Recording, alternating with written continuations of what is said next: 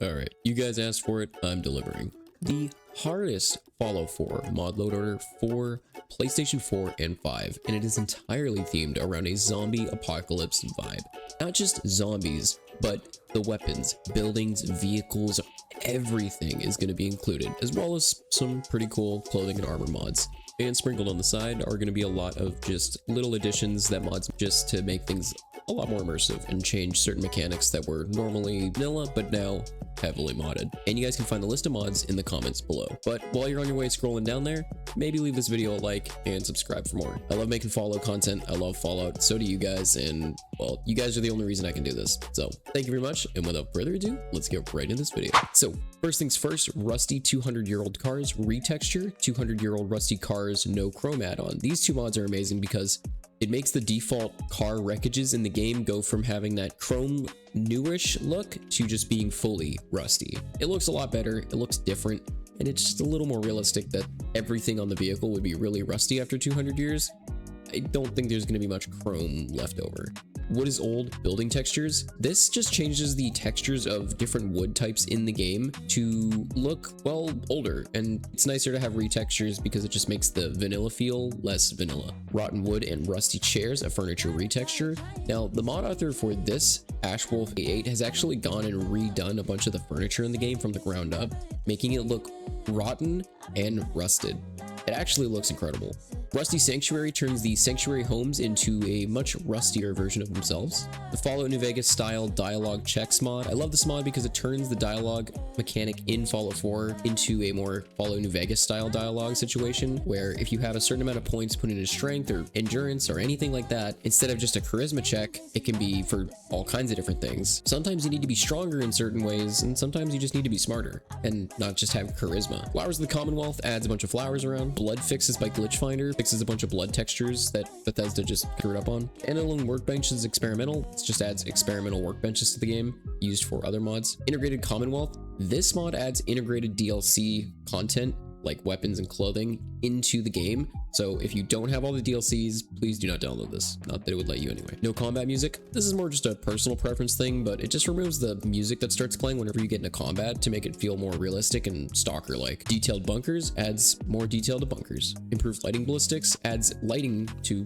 ballistics. That's literally all it does in the name of the mod. Quick start skip intro scenes skips the starting prologue to Fallout 4. This is great if you've played the game a billion times like myself and you know exactly what you're going to do in the starting intro sequence. You just want to skip right to Vault 111. Just makes the workshop lights more luminous and brighter. Sunlight alignment tweak, better dawn and dusk, makes it so that where the sunlight is aligned is actually more correct than the vanilla game. So light shafts and just god rays from the sun peeking through different things like buildings, trees, etc. It's going to actually be placed perfectly and not have sun shining through a rock. If you've never seen that in Fallout, you have not played enough Fallout. Lykel 23's New Weapons Volume 2. This is one of the coolest PS5 mods I've literally ever seen. All of these new guns that are added to the game feel like external asset weapons. They're insanely cool and just, you gotta try them out. So definitely download this mod. No water seams, literally just removes seams from water, making it just nicer to look at. View changer adds a field of view changer into the game. It's in the aid section of your Pip-Boy. If you want to keep the field of view for your character's arms, you need to start a new game, get outside of Vault 111, set your field of view to what you'd like it to be, and restart a new game. Immersive Fallout Movement DLC. This is literally just the standalone file from the main Immersive Fallout mod. It just makes your character move a little slower when walking because, let's be honest, running almost while just walking and then sprinting while sprinting didn't exactly make a lot of sense. Desolation Economy. This is just a loot slash scarcity mod. It's just going to make things hardcore in the way that it should be. Clear Horizons removes clouds from distant mountains. Diamond City Security actually use different guns. Now, this mod is great because it just makes Diamond City Security use actually different guns. It's pretty freaking nice. It's not all just pipe weapons. You know when you first walk into Diamond City and they're executing the guy that is very sure he's not a synth? Yeah, well, instead of just all aiming pipe weapons, they might actually aim, well, just anything else. Be a lot cooler. More water mist, morning only version. This makes it so that during the morning in Fallout 4 throughout the Commonwealth, you will see a very heavy level of mist covering water. It's actually really realistic and I quite like this. Voodoo's Super Mutant Replacer replaces super mutants with new enemy faction. This is just a personal preference. I mean, we're doing zombie apocalypse playthrough, then I think removing super mutants is probably the way to go.